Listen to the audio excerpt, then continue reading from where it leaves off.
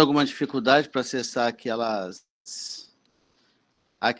informações que eu estou mandando pelo Google Sala de Aula, pessoal? Até agora, não. Sossegado, né? Todo mundo recebe os alertas, tudo direitinho. Uhum. Tem alguém aqui que não está inscrito na sala ainda? Gabriel, você está na sala? Tô sim, professor.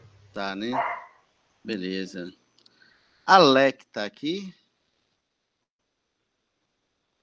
Alex, está me ouvindo? Tô. Alex, você está na sala lá também, não tá? Beleza. Então tá bom, você está acompanhando, tá de boa. Beleza, então, pessoal. Vamos lá. Vocês estão vendo aí minha tela? Sim. Sim? Beleza. Então vamos lá. Em relação ao sistema imune, galera, a gente tem uma parte que fala sobre os tipos de células propriamente dita, tá? E como funciona o mecanismo, beleza?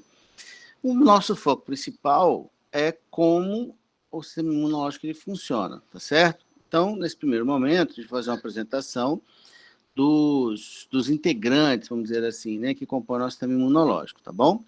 Então, vamos lá. Primeira coisa que a gente vai falar é sobre as células que compõem esse sistema imune, beleza?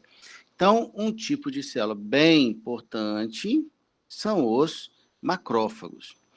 Esses macrófagos, na verdade, eles são derivados de células de glóbulos brancos, tá? A gente está falando agora de células brancas, de glóbulos brancos, que são derivadas dessa célula aqui, ó, monócito. Enquanto esse tipo de glóbulo branco permanecer na corrente sanguínea, eu chamo de monócito.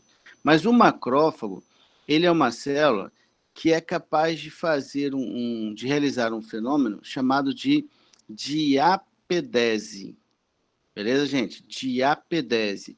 O que é o evento da diapedese? Na diapedese, o monócito, ele consegue atravessar a parede do vaso sanguíneo e ir para os tecidos onde algum antígeno está gerando uma resposta imunológica, tá certo?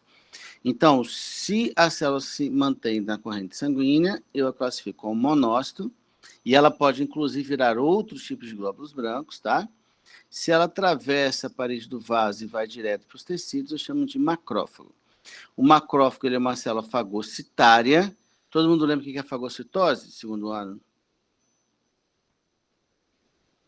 É quando expulsa alguma partícula assim, para fora da membrana? Acho que é um negócio desse. Não, a fagocitose ele é um fenômeno de endocitose. Não se lembra disso no primeiro ano? Endocitose. Ah, tá, sim. Então, na fagocitose, a célula Confundi. ela emite pseudópodes. Lembramos o que são pseudópodes? São as projeções das membranas. Isso, Eu confundi com isso. endocitose. Isso. E aí, olha só, ele emite os pseudópodes e, por meio de pseudópodes, ele acaba envolvendo partículas que serão endocitadas, né, que serão colocadas dentro da célula aqui. Aí essa partícula estava fora da célula, agora foi colocada para dentro da célula, dentro de uma vesícula, por meio de projeções do citoplasma chamadas de pseudópodes, beleza? Então, célula fagocitária é aquela célula capaz de fazer fagocitose, como as amebas fazem para obtenção de alimento, né? Os nossos macrófagos também são capazes de fazer isso. E eles fagocitam o quê, galera? Eles fagocitam aquilo que é estranho ao organismo. Eles fagocitam antígenos. Beleza? O que nós chamamos de antígenos? Qualquer molécula, qualquer célula, qualquer substância estranha ao meu organismo, que não seja produzida no meu organismo, nós chamamos de antígenos. Tá legal? Beleza. Além dos macrófagos, nós também temos os linfócitos. Pessoal, os linfócitos são as células primordiais na resposta imunológica. E nós temos mais de um tipo de linfócito, tá certo? Então, por exemplo, aqui, nós temos linfócitos do tipo B. Linfócitos B são aqueles linfócitos responsáveis pela produção de anticorpos, tá? Então, os linfócitos B, eles estão relacionados a um tipo de resposta imune que a gente chama de resposta imune humoral.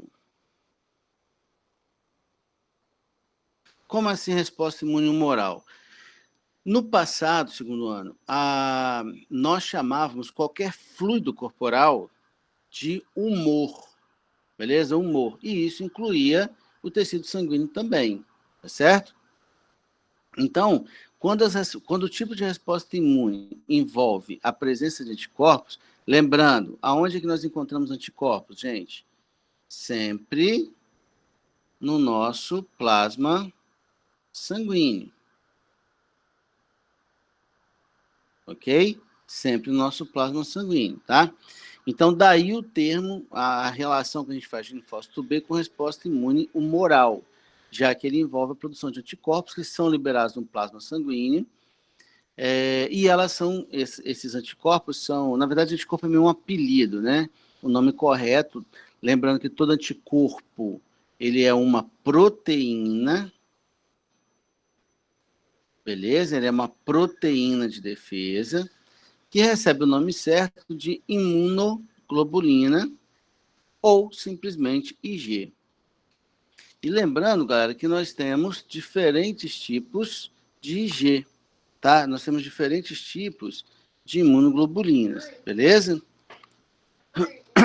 Por exemplo, assim, nós temos imunoglobulinas chamadas de, por exemplo, IgG. Nós temos imunoglobulinas chamadas de IgA.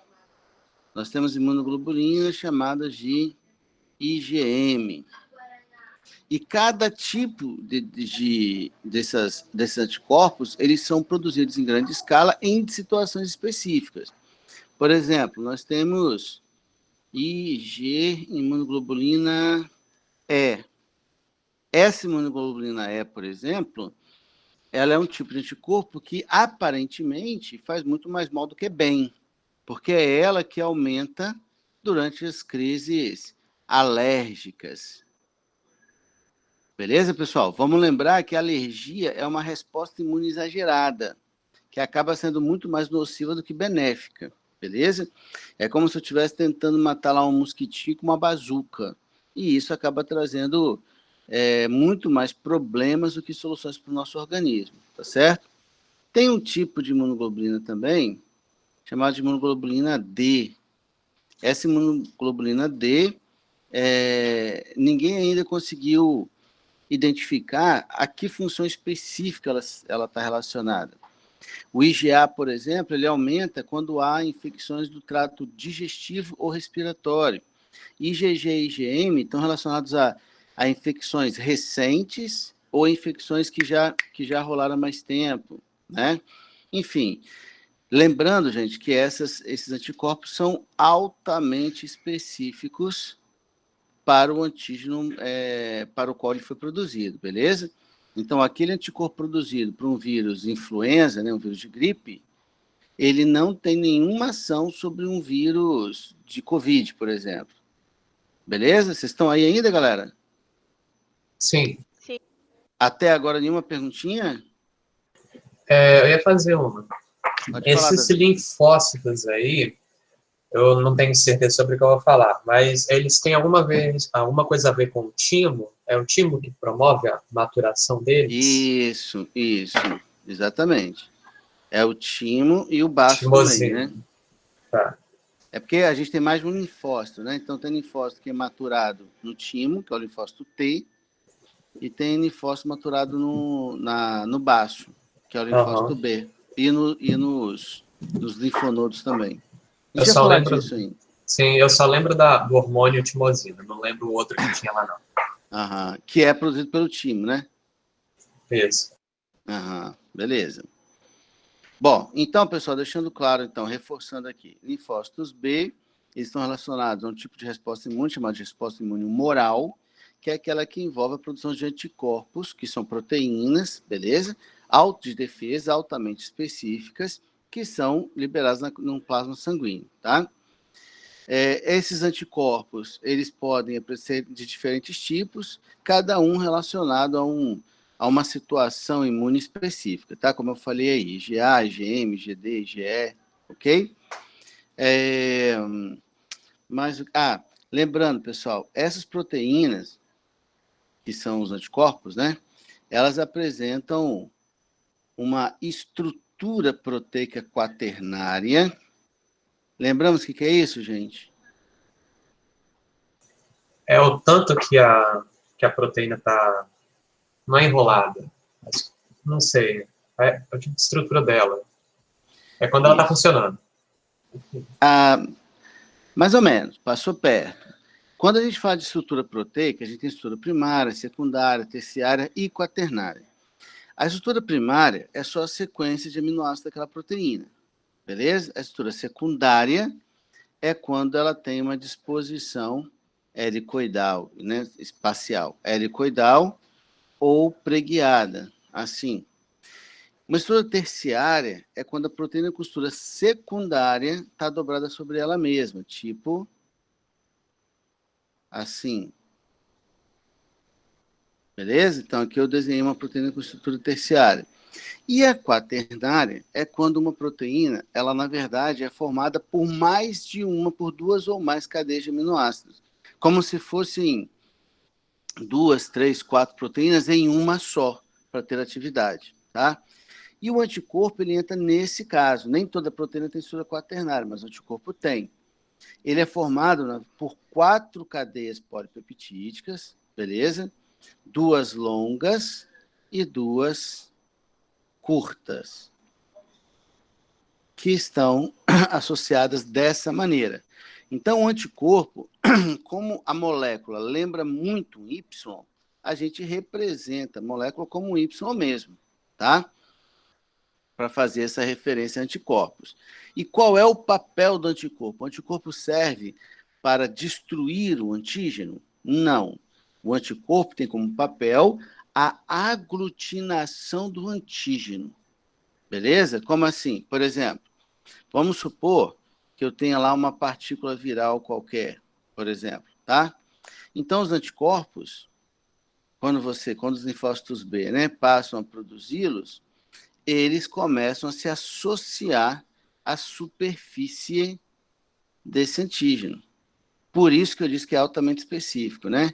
Se isso for um vírus de influenza, isso é um anticorpo que se associa a alguma proteína da superfície do vírus de influenza, que, obviamente, essa proteína não vai existir no vírus Covid, por exemplo, no vírus de catapora, por exemplo. Então, aquele anticorpo que eu produzi para o vírus da gripe, ele não vai ter nenhuma ação, ele não vai ter afinidade bioquímica para a superfície de um vírus diferente. E aí, pessoal, quando ele se liga à superfície desse antígeno, ele aglutina esses antígenos, né? Como assim? Ele vai juntando, ele vai prendendo, amarrando um vírus no... Vírus é só o exemplo que eu dei, tá, galera? Poderia ser qualquer outra coisa, tá?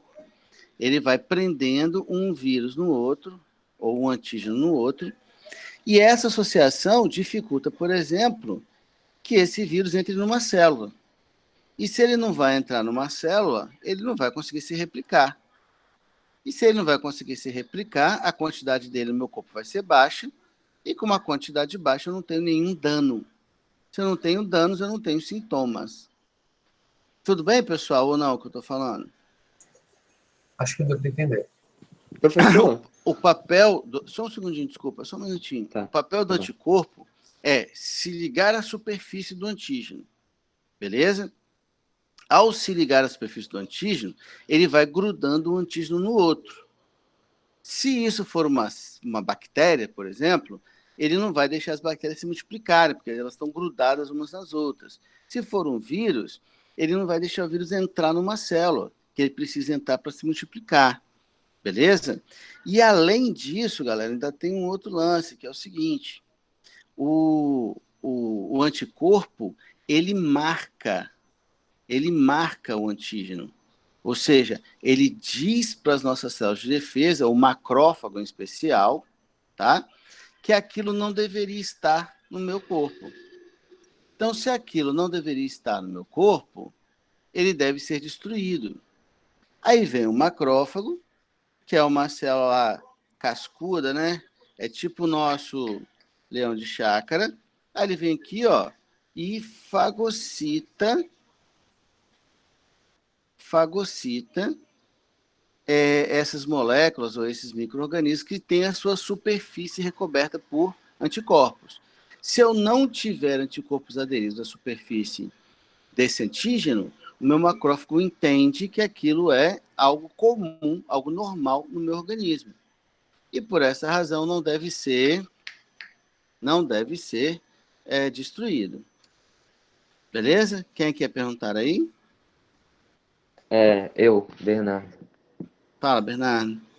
É porque eu tava assistindo o Globo News e aí eles estavam falando que uma das vacinas, né, da Covid que está sendo produzida, eles iam fazer com base no vírus da influenza, eu acho, ou algum outro vírus, por causa da forma de contaminação, né, pelas vias aéreas ser a mesma, eles conseguiam gerar uma resposta imunológica, sei lá, parecida. Mas aí você disse que não tinha como, que eles eram específicos, então como que funcionaria isso? Bernardo, me dá um segundo, por favor. Tá.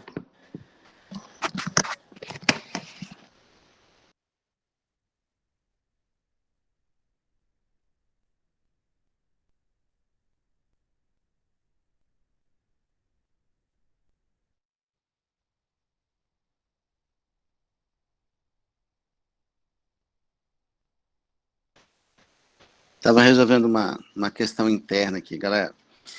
Então, olha só, Bernardo, vamos lá, então.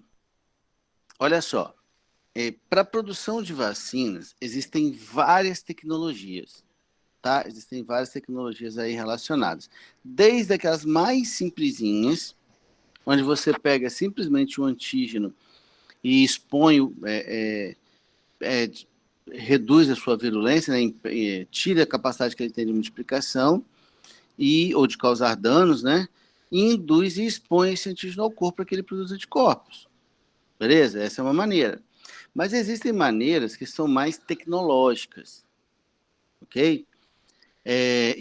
Portanto, podem ter um resultado melhor em relação ao que se propõe uma vacina, que é a imunização. Às vezes, você pode fazer com que você pegue uma proteína do Covid, por exemplo, e insere, que vai funcionar como um antígeno, e insere essa proteína num vírus de influenza, que você vai permitir que infecte, que você vai inocular no corpo de uma pessoa. Aí via trato respiratório, né? Aí essa pessoa, ela vai melhorar a sua imunização para um determinado vírus que é transmitido por via respiratória. Tipo assim, por exemplo, você vai tomar uma vacina para sarampo. Essa vacina é como, Bernardo? Ela é te fornecida na forma de quê? Como assim, na forma de quê? Como que você é vacinado para sarampo, para... Tipo injeção, você tá falando? É injeção, isso aí. Ah, tá. E para poliomielite? Não faço a menor ideia. Injeção também? Não, polio é a paralisia infantil. Não sei, professor. Paralisia infantil, não lembra? Não. Toda criança sabe disso, assim, Ah, não? do Zé Gotinha? Do Zé Gotinha, Ah, tá. né? A vacinação para polio é feita por uma gotinha que você ingere, correto? Aí vem a pergunta, né? Mas por que não é injeção? Porque o vírus da polio, ele é transmitido por água e alimento contaminado. Então, quando você expõe a criança para uma forma de contaminação que simule a forma real, você melhora a resposta imune. Entendeu, Bernardo? Então, se Ah, eu entendi. uso o vírus da gripe, né? Vamos supor, que foi isso que você falou, não foi? Aham. Que também tem uma transmissão aérea, mas tem uma taxa de infecção, de disseminação, né, muito menor quando comparado com o do Covid. Então, você cria uma tecnologia em que você simula uma forma natural de contaminação. E isso melhora a sua resposta imune. É o que justifica a vacina da polio ser gotinha, não ser uma injeção, por exemplo. Só que esses processos, Bernardo, eles são patenteados, entendeu? Então, o cara, quando você viu a matéria, o cara te falou o geralzão. Ele falou assim, eu estou usando um vírus para fazer a imunização para outro vírus. Só que ele não vai te falar como, porque esse como ele é patenteado. É aonde eles ganham dinheiro, né? Entendeu? Entendi. Valeu. Tem várias outras, por exemplo, assim, você sabe o que é levedura? Aham. Então, Fungo, a né? levedura é isso. A levedura é um fungo no celular inofensivo para a gente, né? Até, se encontra até na nossa própria flora intestinal, por exemplo. Tem uma tecnologia de produção de vacina que você pega um segmento de DNA do antígeno, do vírus ou da bactéria, do que quer que seja, e introduz na célula do fungo, na célula fúngica. E aí aquele fungo é tipo um transgênico, né? Aí aquela levedura, ela começa a expressar aquela proteína que é o agente, que é o antígeno, que é uma proteína do vírus, enfim, do parasita. E aí o que acontece? A levedura, ela começa a expressar aquela proteína que era do vírus, por exemplo. E você começa a ter uma resposta imune para uma célula que é inofensiva, que é a levedura, mas o anticorpo que você está produzindo serve para aquele vírus e não para a levedura, entendeu? Então eu consigo te estimular a produzir um anticorpo para um vírus perigoso, um vírus letal, por exemplo, usando uma célula, um fungo que não tem nenhum risco de causar nenhum dano. Entendi. É tipo quando a gente estava estudando agora, sistema endócrino, aí a produção de insulina, né? Que coloca um gene que produz a insulina numa bactéria e tal. Isso, exatamente, exatamente. Assim, é um mecanismo similar, né? É um mecanismo similar. A ideia é a mesma. A ideia é exatamente a mesma. E por aí vai. Tem várias maneiras de fazer vacina, né? Por exemplo, assim, se eu pego, vamos supor, o jeito mais fácil, não sei se você ouviu falar de fazer vacina com ovo galado, que é ovo que Não, tem um pintinho. não. Por exemplo, assim, eu pego um vírus de influenza humano, né? Um vírus de gripe humano, por exemplo. Aí eu vou e pego o ovo galado, que é o ovo que tem um pintinho, né? E vou e aplico aquele vírus ali. Aquele vírus, ele infecta células humanas e não células de aves, beleza? E aí, o que acontece?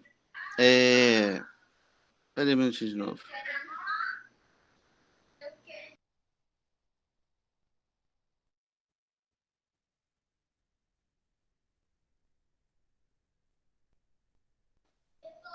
Gente, fazer home office com filho pequeno é doído, hein? Que isso? Caramba, tá doido, bicho? Olha só, até perdi o raciocínio aqui, até esqueci o que eu tava falando. Tá falando do ovo galado? Isso, do ovo galado.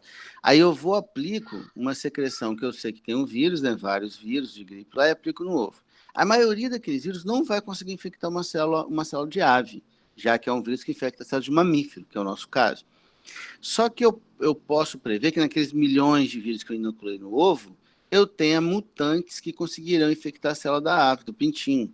Aí aqueles poucos mutantes vão entrar na célula do pintinho que está vivo e vão começar a se multiplicar.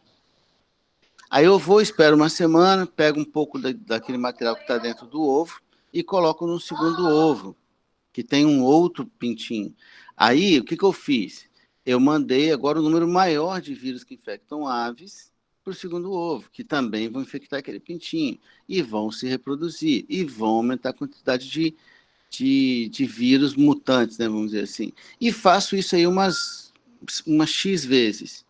Até chegar no ponto, estatisticamente falando, que eu garanta que naquele ovo só tem o tal vírus mutante. E esse vírus mutante, ele, é, ele veio de um original, né? De um que estava no humano, por exemplo, certo? Caraca,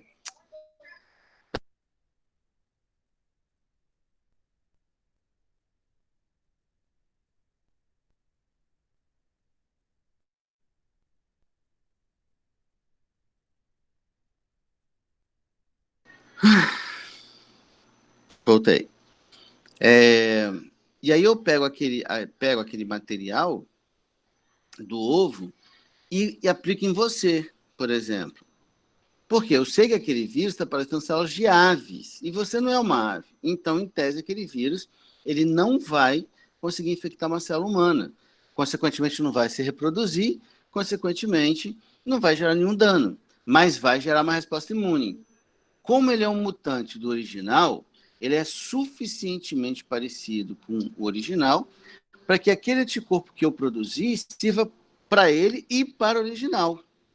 Então, quando eu for infectado por um antígeno normal, eu já vou ter imunidade para ele também. Enfim, tem várias maneiras de fazer isso, Bernardo, cada um envolvendo processos mais ou menos tecnológicos, mais ou menos eficientes. Beleza?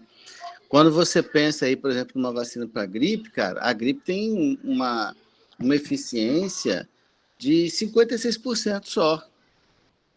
Aí você fala bem assim, pô, qual é a lógica de você imunizar uma população inteira com uma vacina que tem 56% de eficiência? E eu te respondo qual é a vantagem. A vantagem é que gripe é uma doença grave, gripe é uma doença que mata. A gripe comum eu estou falando, inclusive, não é só H1N1 lá, gripe A, não é só isso que eu estou falando. Quando é gripe comum.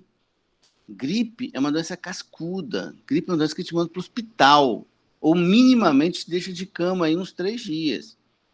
Você sente muita dor de cabeça, muita dor no corpo todo, tem náusea, tem febre alta, e gripe pode matar.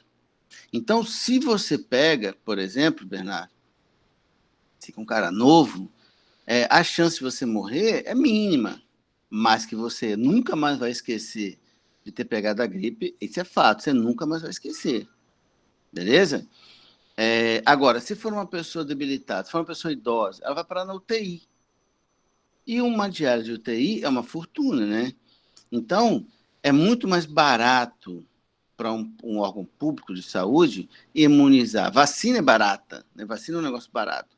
Então, é muito mais barato imunizar a população, reduzindo pela metade, no mínimo, a ocupação de leitos de UTI por pessoas infectadas com a gripe, do que bancar todos esses leitos posteriormente, entendeu? Então, nesse caso da vacina da gripe, por exemplo, a escolha ela não tem nada de altruísta, né? Ela é pura e simplesmente financeira. Assim, não sei se eu fui claro, Bernardo. Não, deu para entender sim. Eu fico Beleza? pensando como que eles conseguem descobrir essas milhões de formas aí de produzir porque cada caso, por exemplo, assim, quando você pega um vírus, igual, vamos supor, um vírus fazia uma vacina para o vírus catapora, tranquilaço de fazer. Porque é um vírus que muda muito pouco. É um vírus que é igual a gente fala assim, eu peguei catapora uma vez, eu nunca mais pego. Por quê? Porque esse vírus não muda. Agora, o vírus da gripe, não. O vírus da gripe, o vírus da dengue, esses vírus, eles mudam com muita facilidade. Então, lembra que eu falei que o anticorpo é específico? Então, aquele anticorpo que eu produzi para o vírus de ontem, ele não vale para o vírus de amanhã, que é a lógica da campanha de vacinação de gripe ser anual. Porque, por exemplo, a vacina que você está tomando esse ano são para cepas virais do ano passado. A vacina que você vai tomar ano que vem são para cepas virais, os tipos, né, de mutantes que você vai encontrar esse ano. Então, isso explica porque todo ano tem que fazer, né, uma nova vacina e tal. Nossa, não sabia disso.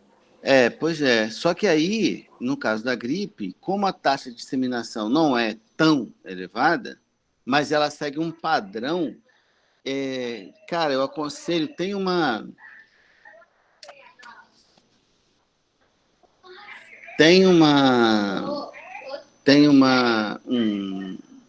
vídeo no YouTube que é uma conversa, é tipo uma entrevista, que um biólogo chamado de Átila Yamarino. Isso. Pessoal, me perdoe, mas eu estou com um problema aqui que está complicado de resolver. Espera um segundo. Tá tranquilo.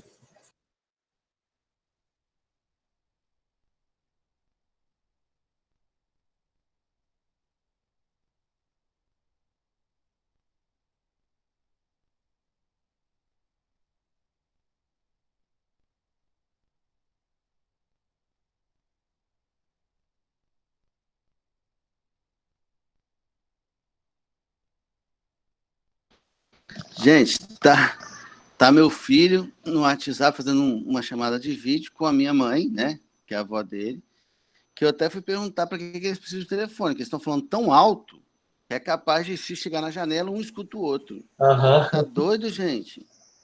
Caramba! Bom, perdão aí, tá? Problemas do home office, tá bom? Tranquilo. Faz parte. Perdi de novo o raciocínio. Ah, tá.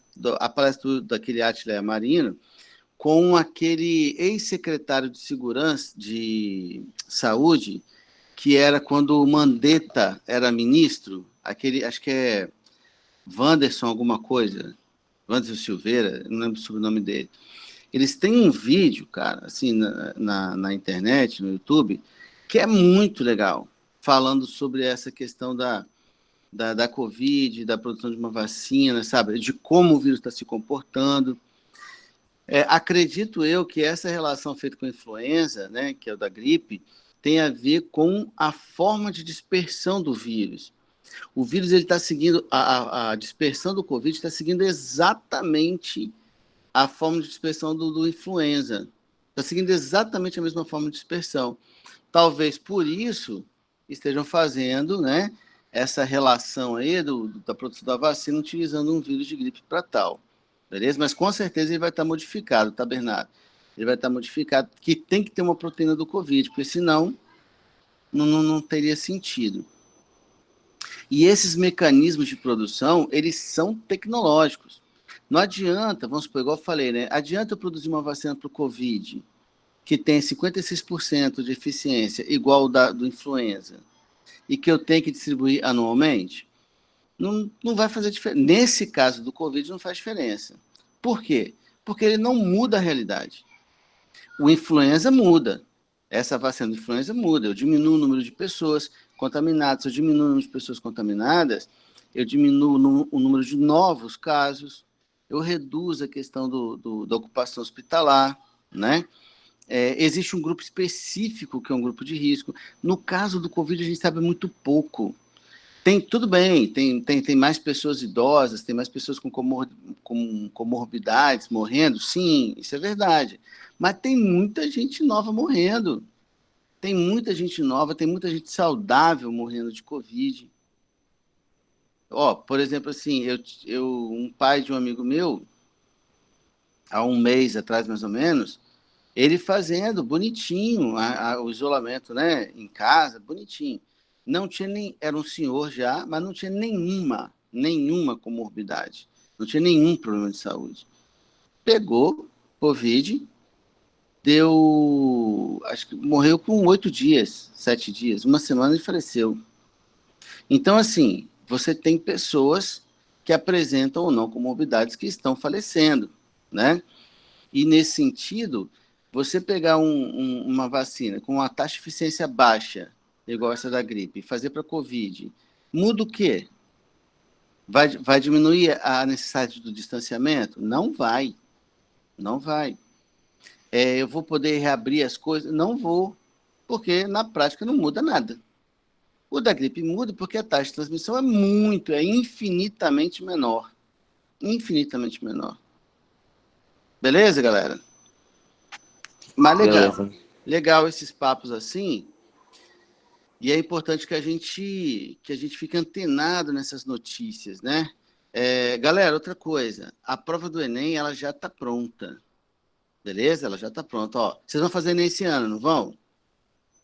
Sim. Provavelmente, né? Então, a prova do Enem, ela já está pronta, sabe? Veio um passarinho contou que ela já está finalizada no MEC. E aí, o que acontece? Daqui para frente, ela foi finalizada em maio. Em maio. Então, tudo que aparecer de novidade de junho em diante é coisa que não vai aparecer na prova. Então, eu não preciso me preocupar com isso. Mas de maio para trás, sim. E esse lance do Covid tem uma chance gigantesca, né, de aparecer nas provas, na prova desse ano, que vai ser ano que vem, na verdade, né, em tese. Beleza? Mas vamos lá, vamos seguindo. Bom, mais perguntas, galera, por enquanto? Acho que não. Não? Então vamos lá. Então falamos do linfócito B, lembrando de associar o linfócito B sempre à produção de anticorpos, então resposta imune humoral, onde esses anticorpos aderem à superfície do antígeno, aglutinando esses antígenos, se for um ser vivo, dificultando sua reprodução e facilitando o reconhecimento desse antígeno como antígeno pelos macrófagos, né, que são as células fagocitárias do sistema imune. Os linfócitos T, ok? Aí eu tenho mais de um linfócito T, eu tenho TCD8, eu tenho TCD4, beleza? Que são linfócitos relacionados a uma resposta imune celular, beleza? Então a gente vai relacionar linfócito T sempre a um tipo de resposta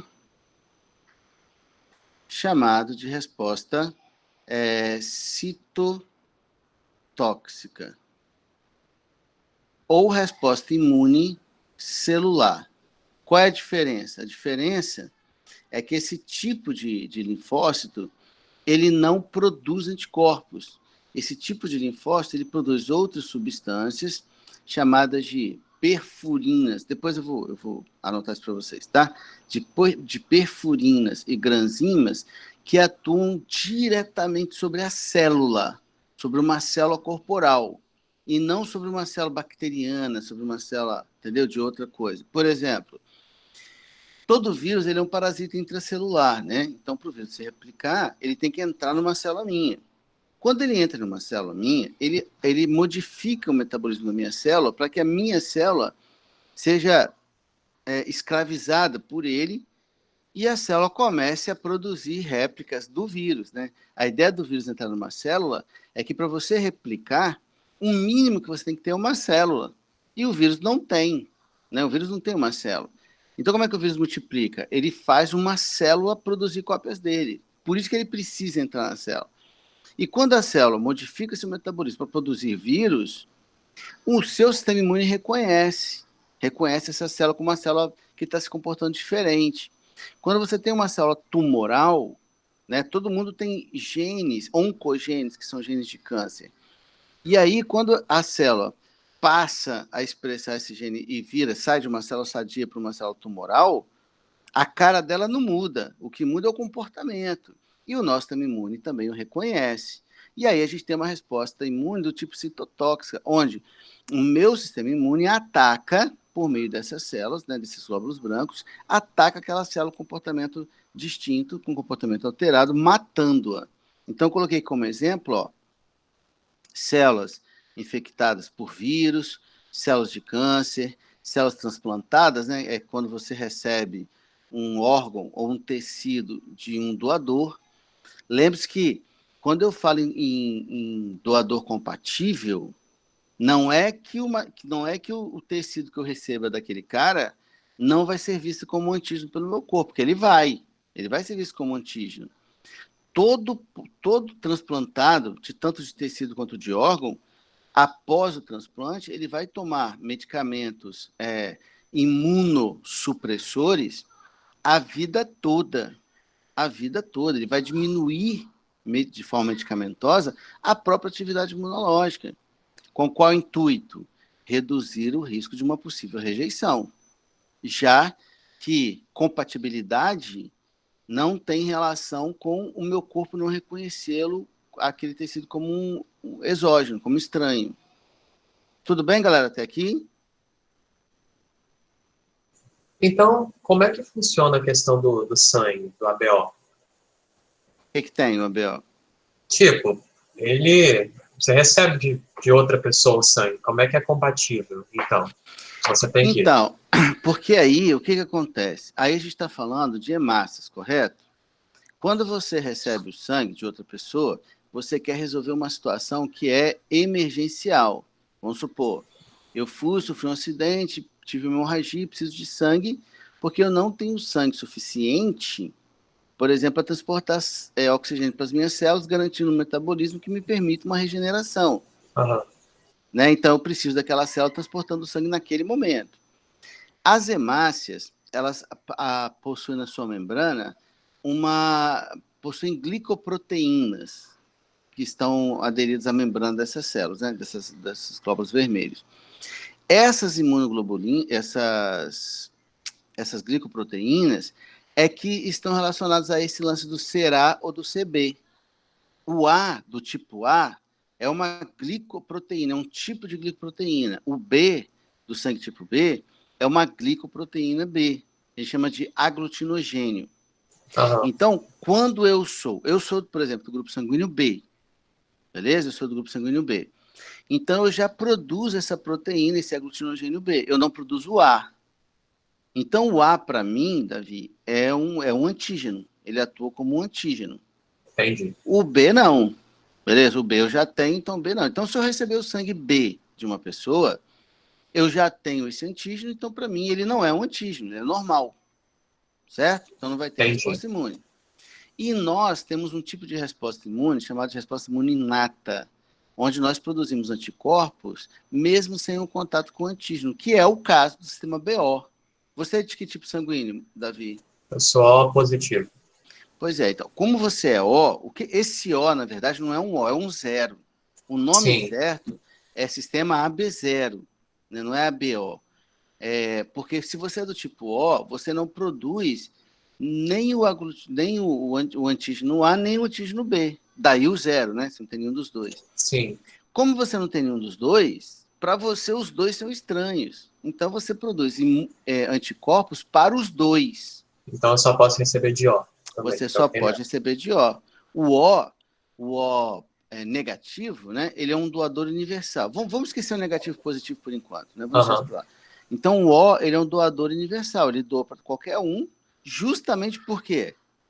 Porque ele não tem nada. Porque ele não tem os antígenos, exatamente.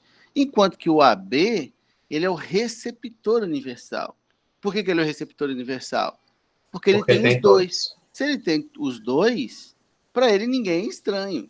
Se ninguém é estranho, ele não produz anticorpos. Então não tem esse efeito de aglutinação do sangue, entendeu? Saquei. Beleza? Beleza. Mas quando a gente fala de outros tipos de células, de tecido mesmo, sem ser de tecido sanguíneo, né, sem ser de hemácia, aí você vai ter, não vai ter jeito. Aí você vai ter, tá?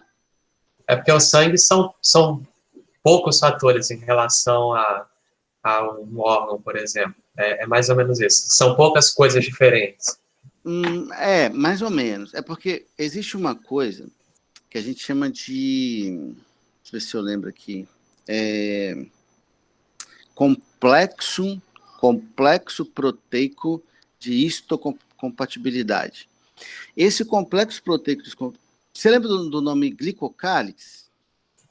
Ele não me é estranho, mas eu lembro. Sobre a membrana das nossas células, tem um conjunto de glicoproteínas que compõem, né? Glicoproteína é proteína com carboidrato, né? Que formam uma rede sobre a célula. Sim. Essa rede é chamada de glicocálix. Nessa rede, existem várias glicoproteínas, beleza? Que a gente chama de complexo proteico de histocompatibilidade. Nós temos dois. Um em todas as nossas células e outro nas células sanguíneas, em especial glóbulo branco. Então, o meu sistema, o meu complexo proteico do glóbulo branco, ele reconhece, que é diferente de uma célula muscular, por exemplo, né? Vamos pegar como exemplo. Eles são diferentes.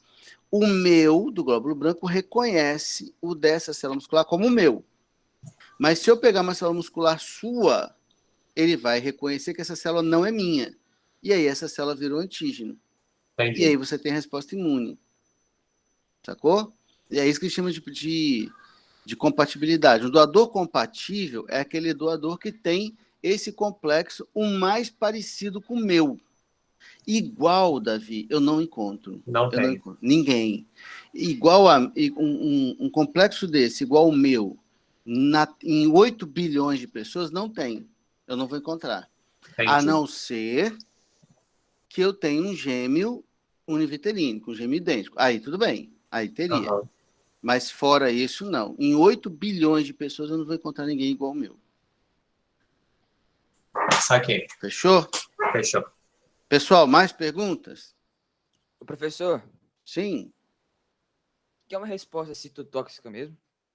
Então, uma resposta imune citotóxica é aquela resposta imunológica onde o seu sistema imune vai atacar uma célula. Ele vai destruir uma célula. Na resposta imune humoral, os seus glóbulos brancos vão produzir anticorpos para um determinado antígeno. Tá bom. Ficou clara a diferença? Uhum, entendi. Beleza. Bom, nós temos, então, aquele CD8, o linfócito T CD8, e a gente tem também o linfócito T CD4. Esse linfócito T CD4, ele é bem famoso, assim, tá? Ele é bem famoso por quê? Porque é ele que vai startar a resposta imunológica. É ele que dá início à resposta imunológica. Como? Por exemplo, apresentando o antígeno para os linfócitos B. Lembramos o que o linfócito B faz? Ele produz os anticorpos? Ele produz os anticorpos. Lembra que eu falei que o anticorpo ele é específico? Então, o que é um anticorpo específico? É uma proteína que tem uma afinidade química pelaquela proteína do antígeno, pelaquela proteína da superfície viral, da superfície bacteriana, enfim, da substância.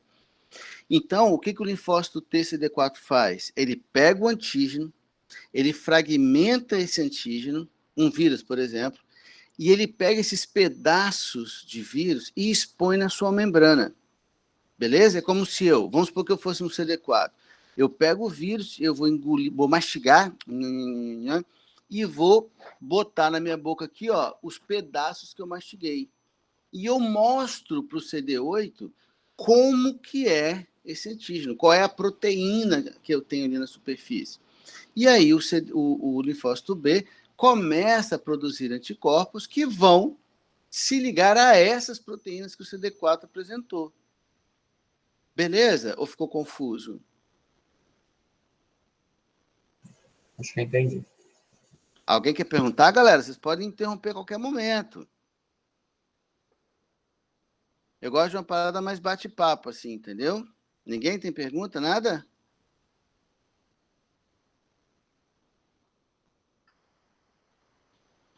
Ok. Bom, e por que ele ficou famoso? Por causa disso aqui. Beleza? Por causa do HIV, né? Quem é que me lembra aí o que essa sigla significa, gente? Ih, aí pegou. Alguém aí, pô, temos 40 cabeças, ninguém vai falar?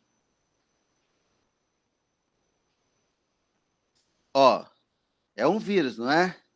Então, V, obviamente, é de quê? Vírus. O HIV causa o quê, gente? AIDS. AIDS. O que a sigla AIDS significa? Ah, não, gente, essa é fácil, hein? O que a sigla AIDS significa?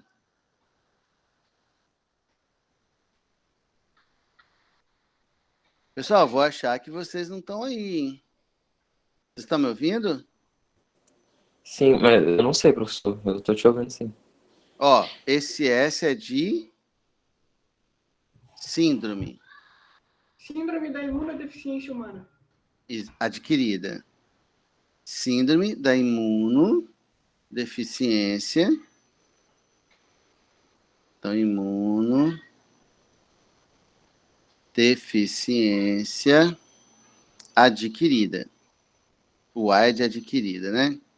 Esse termo adquirida, ele faz uma referência a não ser genética, a não ser de natureza genética. Existem imunodeficiências que são de natureza genética, a criança nasce assim, tá? Mas a AIDS não, a AIDS é adquirida porque é viral, né? HIV quer dizer... Voltei. Então, o HIV é o vírus da imunodeficiência humana. Exatamente. HIV é o vírus da imunodeficiência humana. E AIDS, que causa AIDS, né? Que é síndrome da imunodeficiência adquirida. Beleza? E, obviamente, nós sabemos, e o nome ele é bem intuitivo, né? Que o HIV ele diminui minha capacidade de dar uma resposta imune. Vai diminuir como? Ele infecta justamente células CD4, que são as células que startam o processo. Como eu preciso do CD4 para startar a resposta imunológica, se a população de CD4 no meu corpo diminui, minha capacidade de responder a um antígeno também diminui. Daí o quadro de imunodeficiência causado pelo vírus HIV. Ele diminui minha capacidade de responder a um antígeno. Por isso que nós dizemos, pessoal, que a AIDS, na verdade o vírus HIV, ele debilita. E quem mata é um outro patógeno oportunista.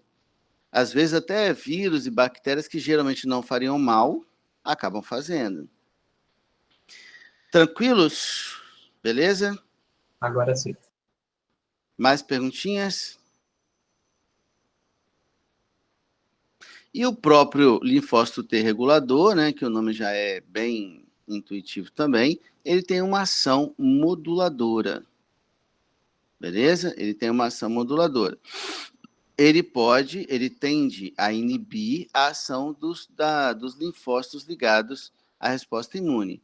Tanto os TCD4 quanto os TCD8, o contrário, né? Tanto os TCD8 quanto os TCD4. Beleza? Ele tem a ação de modular, de regular minha resposta imune, para que ela não seja nem de mais nem de menos. Galera, estou aberto a perguntas, beleza? Podem falar à vontade aí, tá bom? Porque senão, ó, vou começar a achar que parte de vocês entra na sala e vai ver sessão da tarde. Beleza? Aliás, vou até escolher assim, algumas almas aí de vez em quando, para saber se vocês estão aí mesmo. Então, vamos lá. Que órgãos a gente vai relacionar ao sistema imunológico, beleza? O sistema imune, pessoal, ele tem órgãos em diversos lugares, em diversos órgãos associados a outros sistemas, tá? Então, não é igual a gente viu, né? Um sistema endócrino que tem as glândulas endócrinas, no sistema nervoso tem os órgãos do sistema nervoso. No sistema imune, você vai ter órgãos e tecidos, né, que estão localizados em diferentes sistemas, tá? Então, aqui, primeiro órgão, a nossa medula óssea vermelha, beleza? Quando eu falo em medula óssea vermelha, todo mundo sabe do que eu estou falando? Ou não? Aproveita e fala aí. A medula óssea vermelha, ela é formada por um tecido chamado de tecido hematopoético. Hematopoético. Poi. Aqui tem um I, beleza? Poético. Beleza? Hematopoese, galera, é produção de células vermelhas, de células do sangue, tá? Então, essa medula óssea vermelha, ela é um tecido localizado nos nossos ossos, beleza? Na porção, a gente chama isso aqui de epífise óssea, tá? Essa região aqui, ó. Então, geralmente, essa medula óssea vermelha, em osso longo, ela está localizada nas regiões de epífise, que são as extremidades, e nos ossos longos, nos ossos chatos, desculpa, tipo o osso externo, tipo a escápula, né? Os ossos ilíacos, que são os ossos do quadril, que são os ossos chatos, não são ossos longos, como o fêmur, como os ossos do braço, por exemplo, aí ele está presente praticamente no osso todo. Então, a medula óssea vermelha, ela está presente em todos os ossos, mas em ossos chatos, ela é particularmente abundante. Beleza? Ele é bem abundante. Então, eu tenho muito mais medula óssea no osso chato do que no osso longo, como o fêmur, por exemplo. tá? Eu não sei se aqui alguém já teve oportunidade, né, de ver ou de doar medula óssea, mas quando o cara vai doar medula óssea, ele extrai de onde?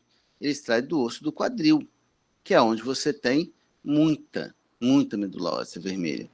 E essa medula óssea, como é um tecido produtor de células sanguíneas, alguns quadros clínicos exigem o transplante de medula óssea. Quem pode me dar um exemplo aí?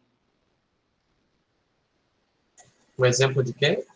Um exemplo de um quadro clínico que exige um transplante de medula óssea. Leucemia, professor? Leucemia, exatamente. O que é leucemia? É um tumor, é um câncer. É um câncer na medula óssea vermelha. Então, o paciente de leucemia, ele precisa destruir a sua própria medula óssea. Então, ele vai fazer quimioterapia, radioterapia para destruir a própria medula óssea. Aí você fala assim, mas porra, pera lá, a medula óssea é um tecido hematopoético, então é um tecido produtor de células sanguíneas. Se eu vou destruir as células sanguíneas desse cara, como é que... desculpa. Se eu vou destruir as células, o tecido que produz as células sanguíneas desse cara, como é que vai ser? Ele precisa do transplante, beleza? Ele precisa do transplante. Então, ele destrói a dele, acha um doador compatível primeiro, obviamente, né? Destrói a dele e faz o transplante. Como são células que produzem células, eles estão em intensa atividade mitótica. Então, aquele pouquinho que eu recebi rapidamente se espalha pela estrutura do osso e começa rapidamente também a sua produção de células sanguíneas. Aí vem até né, lembrando que Davi fez a pergunta aí do sistema BO, por exemplo, eu sou do tipo B. Se eu tenho leucemia, né, e passo por esse tratamento e recebo medula de um cara do tipo A, eu passo a produzir sangue tipo A, por exemplo. Que o que vai valer é o que está na medula óssea, né, o que está produzindo as células. Tudo bem? Entendi. Que bom. Outra coisa, por exemplo, assim, quem já viu um filme... Como é que é o nome? Não é muito meu estilo de filme, não, eu acabo esquecendo o nome. Uma Prova de Amor, eu acho que é esse o nome. É das irmãs que uma tem câncer? Uma tem leucemia. É leucemia, né? O que aquela menina tem já leucemia. assisti. Eu acho que Então, já. eu não curto muito ver esses filmes, não, porque eu gosto de filme mais cult, sabe? Tipo Vingadores, Aham. Homem-Aranha, entendeu? Eu gosto de uns filmes assim, sabe? Bem mais cult e tal. E minha esposa odeia, cara. Minha esposa odeia esses filmes assim, né? E ela adora esses filmes de chorar. E Uma Prova de Amor é um filme de chorar, né, cara? Assim. E, porra, na minha cabeça, o que me leva, o que me motiva a um cinema? Me divertir. Chorar, eu choro em casa, eu pego meus Na boletos. vida, normalmente, Né? né? Chorar, eu pego os boletos que chegam aqui para mim e começo a chorar e pronto. Eu não vou no cinema para chorar. Só que como a gente tem gostos por gêneros, né, de filme muito distintos, aí a gente fez um combinado. Isso quando a vida era normal, né, galera? Quando a vida estava normal, tá? Aí, uma semana eu escolhi o filme, na outra semana ela escolheu o filme. Ela sempre me obrigava a ver esse tipo de filme. Um dia eu fui ver esse filme, Uma Prova de Amor. Como eu não gosto, eu dormi. Eu literalmente dormi no filme. Acordei quase no final do filme. Mas eu acordei por quê? Porque, gente, o cinema inteiro, ele tava assim, ó. O cinema inteiro tava fungando. O cinema inteiro tava chorando. E aí, como eu acordei já no final do filme, não entendi absolutamente nada, né? Aí depois que ela me contou a história, que era o lance da menina, né? Da primeira filha de um casal que tinha leucemia. E eles tiveram um segundo filho, que era um menino, se não me engano, que não era compatível com ela. E teve um terceiro filho, que era uma menininha, que era compatível. A probabilidade de você encontrar alguém compatível com você em relação à medula óssea, fora do seu seio familiar, é de 1 em 40 mil. Enquanto que entre irmãos, a probabilidade é de 1 em 4.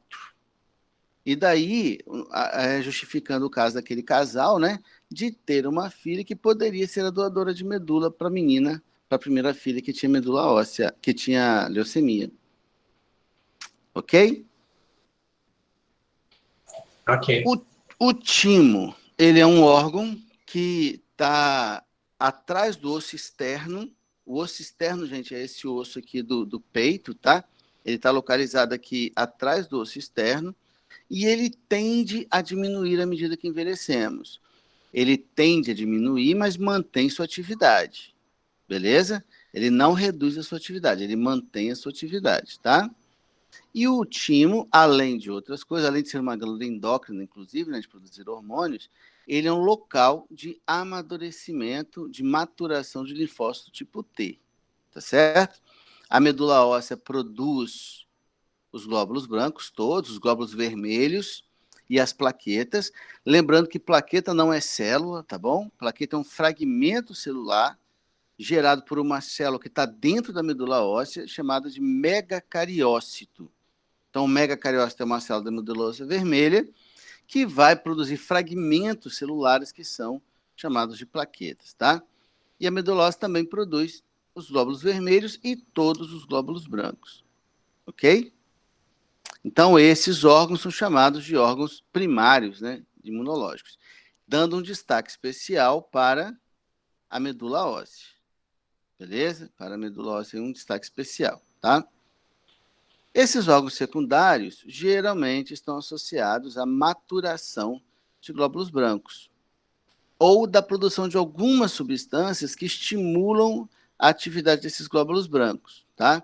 Então a gente vai associar a multiplicação desses linfócitos, geralmente linfócitos já maduros, né? Obviamente, depois de terem passado pelos órgãos primários.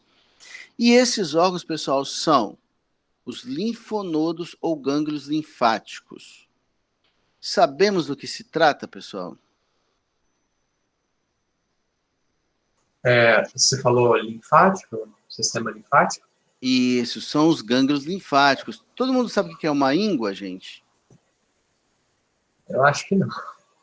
Íngua, quando você tem um processo inflamatório, aí aparece uma bolinha dolorida assim no pescoço, ou na axila, ou na virilha. Não sabe do que eu estou falando? Eu acho que eu sei. Enfim, ao longo do nosso corpo, nós temos vários linfonodos, que são órgãozinhos ligados aos vasos linfáticos, tá? Eles estão espalhados pelo corpo todo, mas eles estão especialmente concentrados nas axilas, no pescoço e na virilha. E tem uma lógica para isso. Qual é a lógica para isso? O linfonodo ele funciona como um filtro de linfa. E aí, se você tem algum patógeno, né, que você se machucou, por exemplo, assim, você teve uma lesão, aí um vírus, uma bactéria entrou, alcançou a circulação linfática, e se não tiver nenhuma barreira, ele cai na circulação sanguínea, porque todo vaso linfático está ligado a um vaso sanguíneo, né?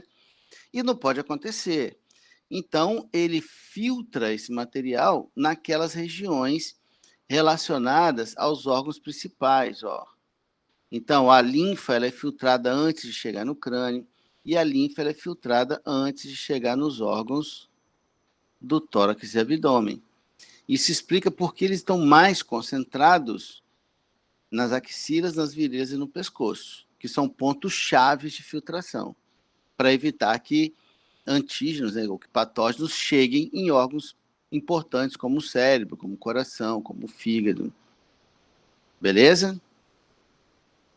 Adenoide, todo mundo sabe o que é, galera?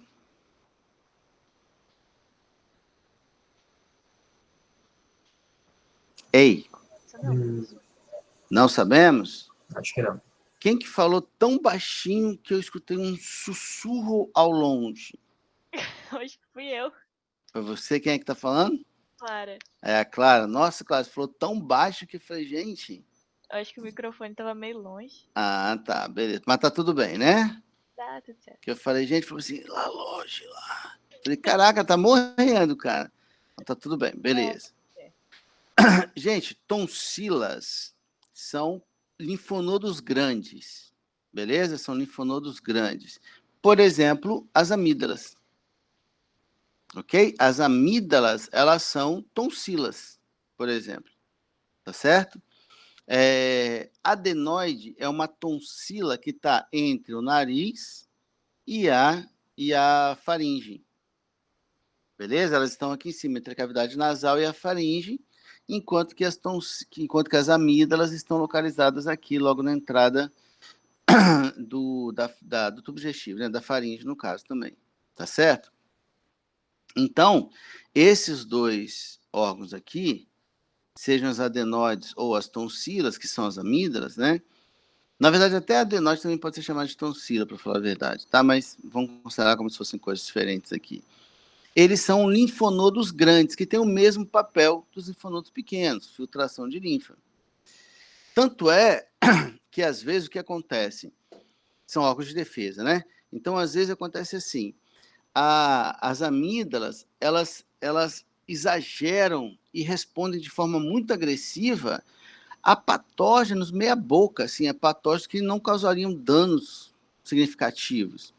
Então, você acaba tendo várias amidalites, porque o que é uma amidalite? É a sua amígdala retendo um corpo estranho e gerando uma resposta imune ali. Aí a amígdala incha, né?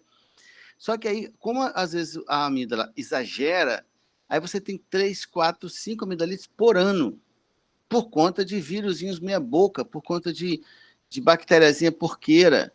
Então, a amígdala, ela acaba causando muito mais desconforto que o próprio patógeno. E aí vira indicação de quê? De remoção, né? Existem pessoas, talvez até alguns de vocês aí, que já tenham removido as amígdalas, porque dava 5, 6 amidalites por ano.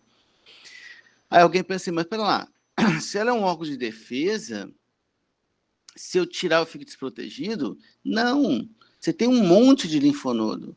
Então, tirar a amígdala não vai ser um problema, porque você tem um monte de linfonodo e a amígdala nada mais é do que um linfonodo grande, assim como as adenoides também. Quando as adenoides exageram na resposta, elas obstruem a passagem respiratória.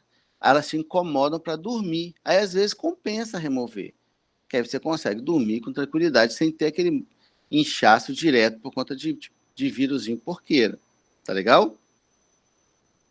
O apêndice vermiforme. Tudo bem, apêndice? Esse também é o nome mais conhecido, apendicite, né? É o nome mais conhecido também, certo? O apêndice vermiforme, ele também está associado a uma resposta imune, secundária, mas está relacionada. Então, isso vale para quem? Para aquelas pessoas que falam que o apêndice só serve para inflamar. Não é verdade. Está aí, ó. Está relacionado à resposta imunológica também. O baço, as placas de pé, elas estão localizadas em determinados tecidos do corpo, aí não tem tanta relevância assim. E o baço, que é um órgão essencial na primeira infância, beleza? É um órgão essencial na primeira infância, até os 5 anos de idade, tá? Porque ele está diretamente ligado à produção de células sanguíneas. Só que à medida que você envelhece, a medula óssea assume esse papel. Então, o baço, ele se torna um órgão assim, menos importante. Deixa de ser essencial, né? E aí, por exemplo, se você reparar ali, ó, olha a posição do baço, onde ele está aqui, ó. Beleza? E aí, se vocês lembrarem, o cinto de segurança, ele passa justamente em cima dele. Beleza? Por isso que algumas pessoas que sofrem acidentes de carro, o cinto, quando o impacto é muito forte, né? E a inércia projeta o corpo para frente, o cinto de segurança esmaga o baço. E aí ele tem que ser removido, senão, né, vai inflamar, vai dar uma treta enorme. Aí o médico, a equipe médica vai e remove o baço do cara. Se ele é um adulto, sem problemas. A gente consegue viver de boa sem um baço. A criança até os 5 anos, não. Beleza? A criança até os 5 anos não consegue. Então, no baço, a gente tem aí também o fenômeno da hematopoiese, né, que é a produção de glóbulos vermelhos.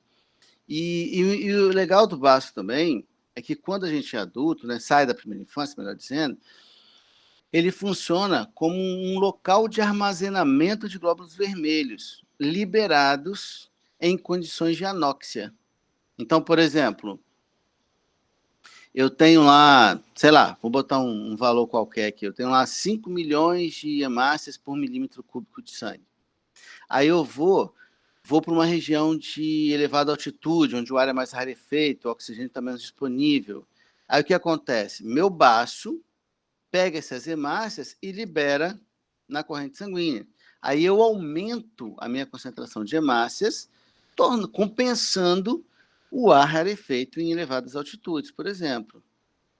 Ou então eu sofri um acidente, aí eu estou tendo um quadro hemorrágico, aí meu baço libera também essas hemácias armazenadas. Beleza, gente? Ele também está relacionado a isso aí, a armazenamento de hemácias. Perguntinhas, por enquanto? Pessoal, só eu que falo nesse negócio, né?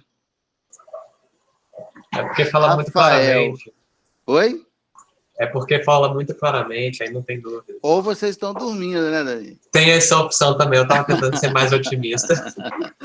Ou vocês estão dormindo aí. Bom, deixa eu ver aqui no... Eu ouvi um ruído novamente. Alguém quer falar? Não, professor, Rafael. pode continuar. Foi você, Clara? Foi a Não, professor, foi a Raquel. Raquel. Foi Raquel. Beleza, Raquel.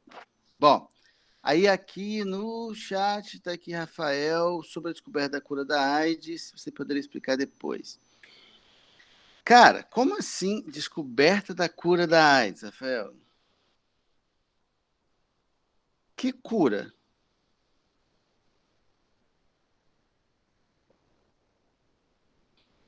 Rafael, você está aí? Ah, Rafael, não. Essa história aí, de fato, ela aconteceu. Não, é verdade, sim. Aconteceu mesmo, tá? Esse cara, na verdade, ele fez Isso aconteceu duas vezes. Duas vezes. Uma foi um cara que fez um transplante de medula óssea e o doador, na verdade, eu vi essa história, assim, ela é mais dramática com um nenenzinho. Aconteceu o seguinte, nasceu um gurizinho, beleza? Aí o gurizinho, com bem novinho, 2 meses, foi diagnosticado com uma leucemia. Aí, olha só, leucemia, olha que treta, leucemia. Além disso, a mãe, ela era portadora de HIV e não sabia. Aí, durante o parto, o bebê foi contaminado.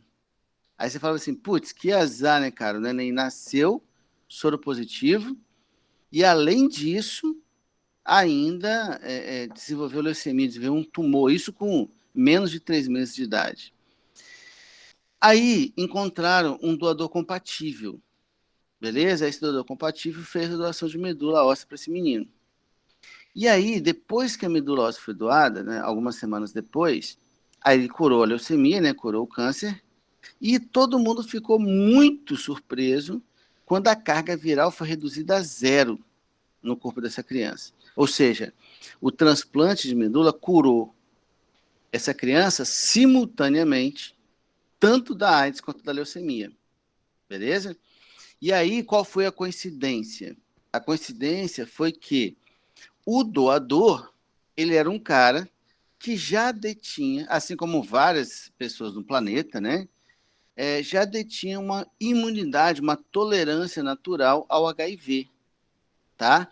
Existe um grupo de prostitutas na África do Sul que apresentam essa tolerância aumentada ao vírus HIV, né? Como é que você sabe disso?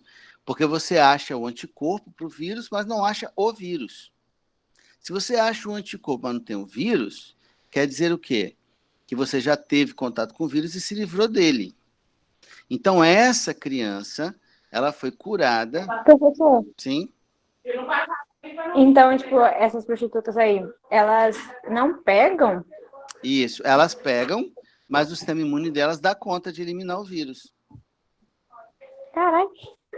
Tem um cara nos Estados Unidos que é assim também, tem um francês que tem esse perfil, tem esse grupo de mulheres onde a taxa de tolerância é muito elevada. E aí, porque isso é de se esperar, galera, assim, tá? Isso é de se esperar. Se você tem um vírus que ele é muito agressivo, é natural que ele selecione indivíduos mais tolerantes, tá? Isso é natural. E selecione positivamente, né? E selecione negativamente os portadores mais sensíveis. Então, aquele cara que é mais sensível ao vírus, ele morre. Só que se o vírus for muito agressivo, o vírus mata o cara antes de se reproduzir. Aí esse vírus mais agressivo também tende a sumir. Então, ocorre naturalmente um processo chamado de coevolução entre parasita e hospedeiro. Só que a gente cuida, né? A gente trata das pessoas, a gente previne as pessoas. Então, esse processo coevolutivo, ele não acontece de forma natural na gente por conta da tecnologia, né? Da razão, etc. Mas existem pessoas que nasceram naturalmente tolerantes ao HIV, tá? Conhecidas, inclusive. E esse menino coincidiu desse portador ser um desse doador, ser um dessas pessoas. Só que aí alguém pode estar pensando assim, mas caramba, se a gente já conhece pessoas que têm uma tolerância ao vírus, HIV, então você tem a cura. Basta você pegar a medula óssea da pessoa e transplantar para o portador.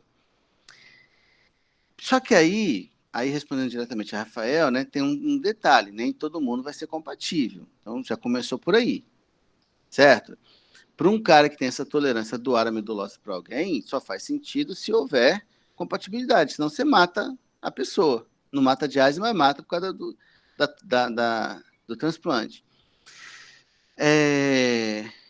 Aí outra sugestão, então vamos ver o que ele produz que o torna tolerante. Boa, seria uma boa. Só que o corpo humano, ele produz mais de 90 mil tipos diferentes de proteínas. Como é que eu vou saber qual dessas proteínas é a que causa causa tolerância ao vírus? E detalhe, quem diz que é uma só? E se for uma combinação de 2, ou de 5, ou de 10, ou de 15? Então, além de testar uma por uma, eu teria que testar as combinações, o que torna essa pesquisa literalmente procurar agulha no palheiro. Literalmente. Essas pessoas são estudadas? São. Mas daí a tirar dele a cura, muito difícil, muito difícil. Que depende muito da sorte. Professor, Fala, Raquel. das pessoas que são contaminadas, a medula dessas pessoas que são imunes não ajudaria em alguma coisa, não? Então, Raquel, mas foi isso que eu falei. Imagina, se fulaninho é portador do vírus, aí eu tenho a pessoa cicraninha que é tolerante, né? Vamos dizer assim. Para eu transplantar a medula do tolerante para fulaninho, eles têm que ser compatíveis. Eu não posso receber medula óssea de qualquer pessoa. Ah, entendi. Entendeu, Eu achei que Raquel? podia ser Não todo pode. mundo, era Não, universal. lembra que eu falei o negócio da garotinha do filme? Aham. Então, por que o casal teve aquela terceira filha? Porque ele não encontrou doador compatível. E a terceira filha era compatível com a primeira filha. Você assistiu esse filme, Raquel? Não, Assiste nunca esse assisti. filme. Assiste esse filme. Uma prova Você gosta de filme de chorar? Gosto, eu choro muito. Então, assiste esse filme, Uma Prova de Amor. Para quem gosta de filme de chorar, esse filme é excelente. E ainda É conta um muito. pouco a historinha de como funciona, né? De como isso funciona. Vale a pena assistir. Rafael, tranquilo aí, cara, que eu falei? Aí na época que esse garotinho foi curado, divulgaram na mídia comum que havia sido descoberta a cura da AIDS, uma possibilidade de cura e tal. Só que isso aconteceu, cara, num guri com 3 meses. O corpo, muito jovem, ele é muito plástico. Ele é muito plástico, sabe? Ele se adapta com muita facilidade. O que aconteceu com o garotinho não necessariamente aconteceria com o adulto, mesmo que as condições fossem exatamente as mesmas. Não há uma garantia de replicabilidade nesse caso, tá? Inclusive, tentaram em algum reproduzir em adultos, Só que isso nunca mais foi falado, nunca mais foi divulgado. Então, creio eu que não tenha dado certo, porque se tivesse dado certo, com certeza teria sido divulgado. Beleza? Mais perguntas, gente? Não? Acho que não. Então, pessoal, só para fechar essa partezinha aqui, ó. Então, a gente está vendo aqui, ó.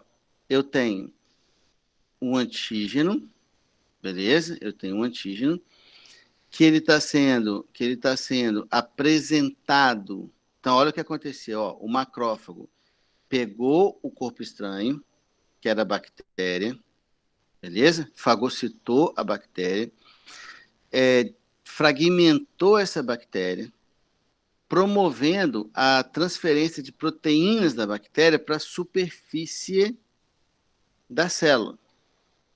Beleza? Para a superfície da célula. E dessa maneira, o que vai acontecer? O macrófago vai dizer para o linfócito T, como é o cara que deve ser combatido, que é o antígeno da bactéria. Beleza? Que é o antígeno da bactéria. E aí, o que esse linfócito T vai fazer? Esse linfócito T, ele vai estimular principalmente o linfócito B a produzir os anticorpos que tenham afinidade por essa proteína, que por sua vez se encontra na superfície da bactéria. Então, uma vez que os anticorpos foram produzidos, ao encontrar a bactéria, eles irão aderir à sua superfície, provocando a sua aglutinação. Entendemos?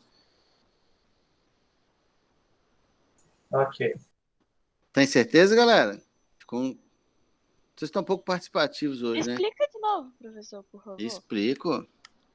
Olha só. Olha o que aconteceu aqui. Eu estou te dando uma resposta imune bem básica, tá? Você foi contaminada...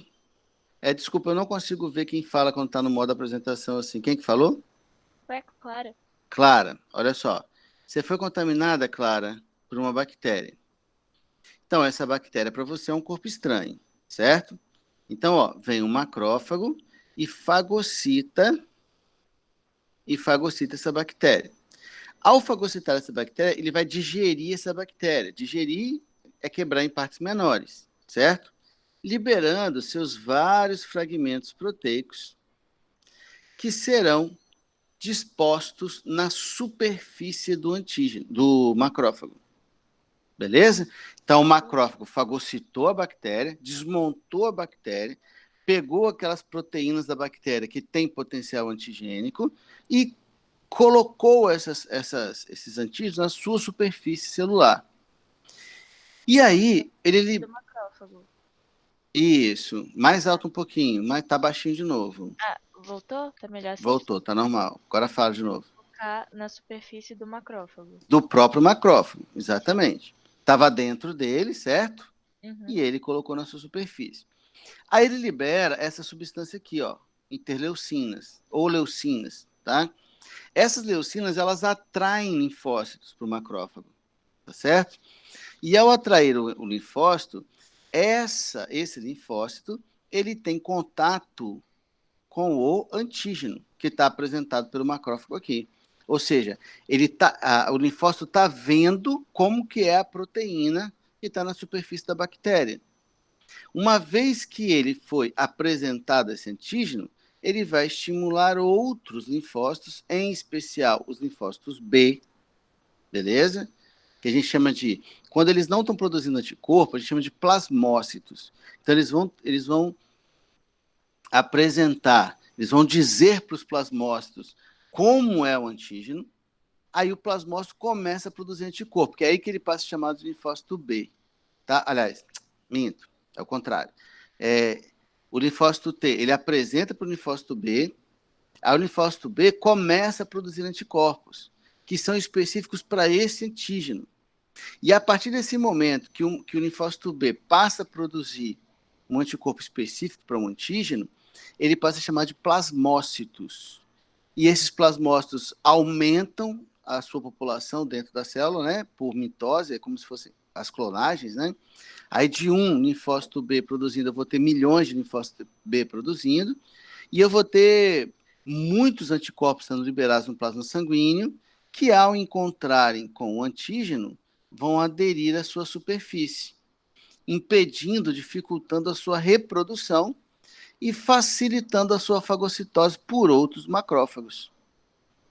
E aí eu dou conta de eliminar aquela bactéria estranha no meu organismo, por exemplo. Ah, entendi. Obrigada. Perguntinhas, galera? Não. Nada? Beleza. Pode Só para falar. perguntar, depois que a bactéria é fagocitada, o que acontece com ela? Depois que já está tudo produzido, os anticorpos produzidos, ela já está debilitada, ela já não consegue fazer nada. Ah, ela é digerida, né? Fagocitada, destruída. Entendi. Beleza? Beleza. Pessoal, vou encerrar por aqui, depois eu posto para vocês a gravação. Professor, O Gabriel fica, tá bom, para a gente conversar? Fala. o senhor vai postar resumo e lista de atividades dessa matéria também? Com certeza, sempre vai ter material escrito, né, conceitual e com exercício, com certeza.